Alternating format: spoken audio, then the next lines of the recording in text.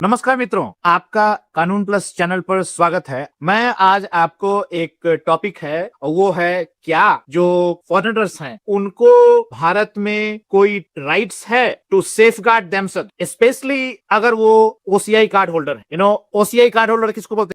Overseas citizenship of India card holders means बहुत सारे ऐसे लोग हैं भारतवासी जिनको सिटीजनशिप मिल गया दूसरे कंट्री का, और कुछ साल पहले भारत सरकार ने उनको अपनी मिट्टी के प्रति प्रेम दर्शाने के लिए या लगाव के लिए उनको कुछ राइट्स दिए under overseas citizenship India card, कि वो जब चाहे तब इंडिया आ जा सकते हैं। कुछ प्रिविलेजेस भी हैं उसके तहत, और उसी प्रिविलेज होल्डर को अगर लॉ ये बोले कि भाई आप विदेशी हैं और अगर आपके कोई राइट्स वायलेट किए गए हैं आपके हस्बैंड के द्वारा या आपके फैमिली मेंबर्स के द्वारा, तो आप वहां जाइए और वहां जाके उनके राइट्स को अपने राइट्स को इन्वोक कीजिए या वहां पे फाइट कीजिए, और वहां का लीगल जो लॉ है वो आपका राइट्स देखेगा। तो ऐसा ही एक केस भारत में आया, और वो है साउथ इंडिया का तमिलनाडु का मद्रास का केस है, जिसमें एक महिला और एक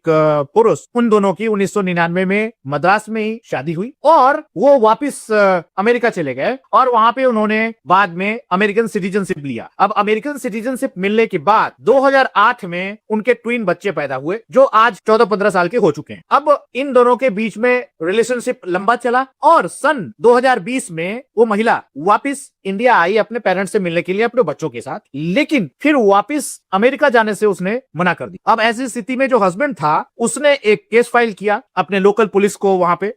और वहां के जो काउंटी है वहां के लोकल काउंटी ने उसके फेवर में केस पास करते हुए कहा कि जो उसके बच्चे हैं दो, उसका राइट है उसके साथ उसको अपने पास रखने का, और अगर पत्नी नहीं आ रही है तो वो डाइवोर्स भी एक्स पार्टी करा ली। अब एक्स पार्टी डाइवोर्स कराने के बाद और बच्चे के राइट्स को क्लेम करने के बाद वो भारत में आया। जब भारत में आया तो उसकी पत्नी ने उन बच्चों को उसको देने से मना कर। अब ऐसी स्थिति में क्या हुआ कि बच्चे उसके साथ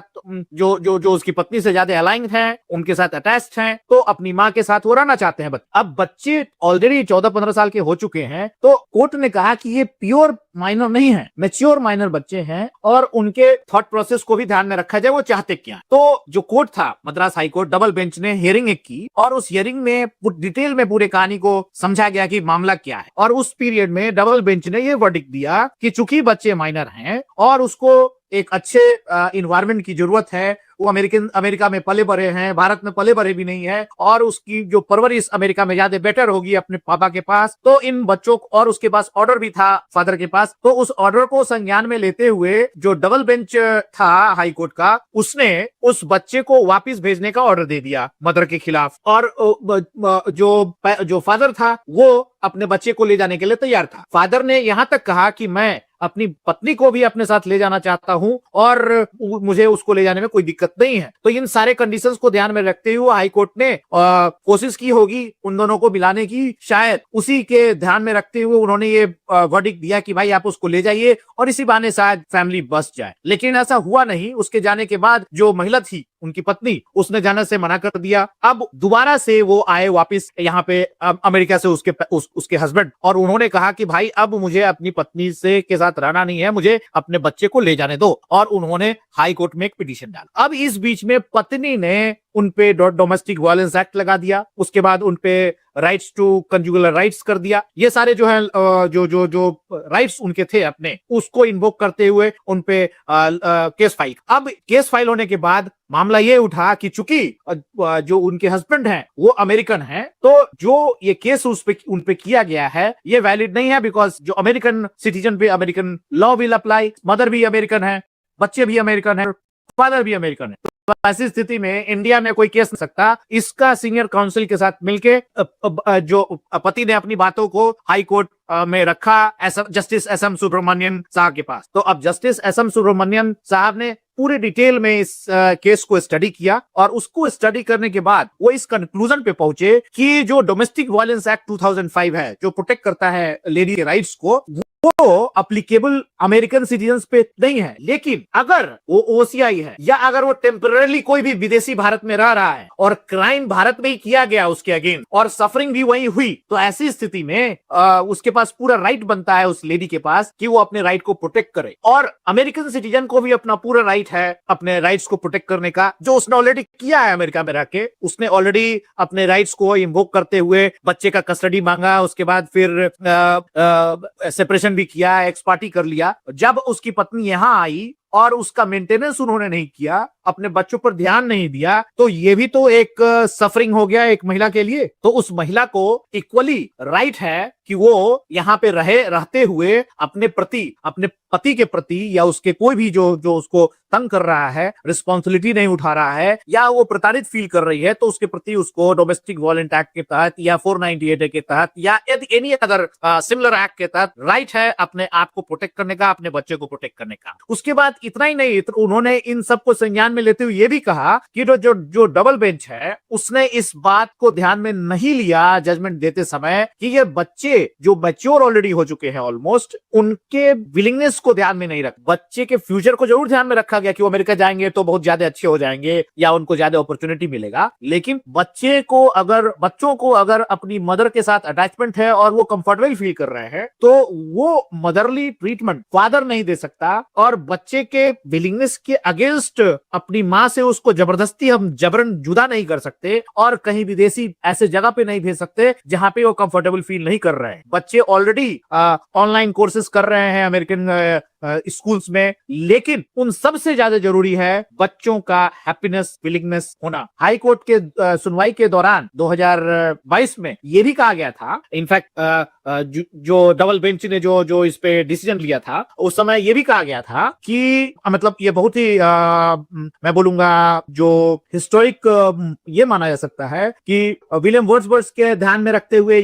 बच्चे जो हैं जब वो रेनबो को देखते हैं तो उनको लगता है कि उनकी दुनिया जो है वो बहुत हसीन है, एटसेट्रा एटसेट्रा, इस तरह की बातें हुई थी। मतलब आजकल ईगो के चक्कर में पेरेंट, हस्बैंड, वाइफ ईगो करते हैं, लड़ाई करते हैं और जो बच्चे हैं वो पिसते हैं, उनका बचपन चला जाता है। तो इस बात को बहुत ध्यान में रखते हुए उन्होंने ये कहा कि ये बचपन छीना जा रहा है बच्चे का, लेकिन उसके बावजूद उसके बच्चों को अपने फादर के पास जाने के लिए ऑर्डर दे दी, जो कि लकीली डॉक्टर एस.एम. सुब्रमण्यम ने इस बात को संज्ञान लेते हुए कहा कि ये जो राइट हैबिस कॉर्पस का जो आपने आर्टिकल 226 के अंदर में जो इन्वोक किया है अपने राइट्स को, वो इनकम्प्लीट है। तो ऐसे इनकम्प्लीट राइट्स को हम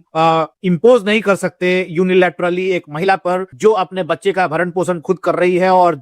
जिसके साथ बच्चे खुश हैं। बच्चे अगर अपनी माँ के आंचल में खुश हैं तो उनको उनकी माँ के आंचल में ही रहने दीजिए। वो इंडिया के गरीबी में ही अगर पल भर रहे हैं तो उनको उसी में पल्ले भर रहने दीजिए। और आप ये नहीं कर सकते कि वुमेन जो है, आपकी पत्नी जो है, वो यहाँ से आप पे केस नहीं कर सकती। और इस बात का संज्ञान लेते हुए उन्होंने ये कह दिया कि जो मैं आपको रीड करके सुनाता हूं,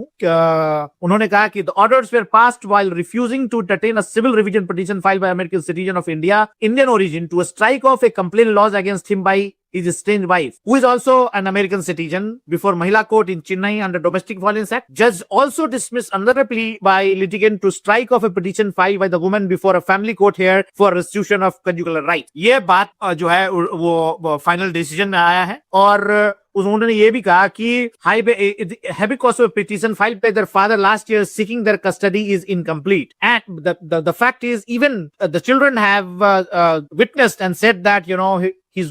his mother was being harassed by his father physically as well as mentally. तो ऐसी स्थिति में क्या जो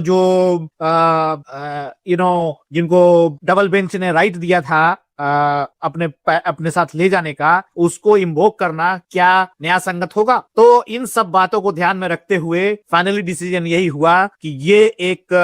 जो प्रोविजन है अंडर आर्टिकल 21 जो fundamental right to life and personal liberty grant करती है, वो अलाइन होती है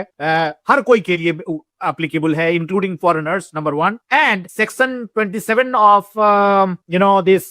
Domestic Violence Act tells or 2005 states that even a temporary resident within the territorial jurisdiction of a judicial magistrate and metropolitan magistrate could approach them seeking appropriate relief under the law. So my friends, Article 21 आ गया, उसके बाद domestic violence act का section 27 आ गया, and इसके अलावा witness आ गया, उसके बाद मदर का जो है मदरली ट्रीटमेंट आ गया, एंड मदर ने जो सफरिंग किया उसको मेंटेनेंस नहीं दिया गया। इन सब बातों को ध्यान में रखते हुए जस्टिस एस.एम. सुब्रमण्यम ने उस अमेरिकन सिटीजन का जो पी है उसको रिजेक्ट कर दिया और कहा कि आपको ये भी संज्ञान में लेना पड़ेगा कि ये शादी 1999 में जो हुई थी वो भी भारत की भूमि पर भी हुई थी, उसी चेन्नई के मैदान में हुई थी। तो इसीलिए उनकी पत्नी का पूरा राइट है as overseas citizen of India, और जो यहाँ रह रही हैं, जिस ग्राउंड पे रह रही हैं, जहां रह रही हैं, जहां पे उनके साथ एक्ट ऑफ क्रूअल्टी किया गया अपने राइट्स को इन्वोक करने का। सो मित्रों, आप अगर इस पूरी चर्चा में अगर आपको कुछ समझ में आया हो तो जरूर अपने मित्रों तक शेयर करें और अपने ओपिनियन दें कि इस तरह के जो लड़ाइयां हो रही हैं, इन लड़ाई में पिसता कौन है। क्या आपको ये नहीं लगता कि ये बच्चे सबसे ज्यादा सफरिंग करते हैं, उसके बाद बूढ़े माँ बाप सफर करते हैं, ग्रैंड पेरेंट्स, उसके बाद समाज में जो एक निगेटिविटी फैलता है, लिटिगेशन फैलता है, लीगल सिस्टम पे लोड पड़ता है। तो ये सारे चीजों को ध्यान में रखते हुए मित्रों, मैं समझता हूं कि जो जस्टिस सुब्रमण्यम ने जो ये वर्डिक्ट दिया है ये टोटली जस्टिफाइबल है, और जो बोथ साइड्स को राइट है अपने राइट्स को प्रोटेक्ट करने का, जैसे हस्बैंड ने किया उसे वाइफ ने किया, लेकिन इन सब में कौन पिसने वाले सिर्फ बच्चे थे, उनका बचपन चला गया। मित्रों, आप सबने समय दिया उसके लिए बहुत बहुत धन्यवाद। फिर से मुलाकात होगी, और मैं आपसे फिर से गुजारिश करूंगा कि हमारे चैनल को अगर अभी तक आपने सब्सक्राइब नहीं किया तो सब्सक्राइब करें और शेयर करें। फिर से मुलाकात होगी, तब तक के लिए बहुत बहुत धन्यवाद।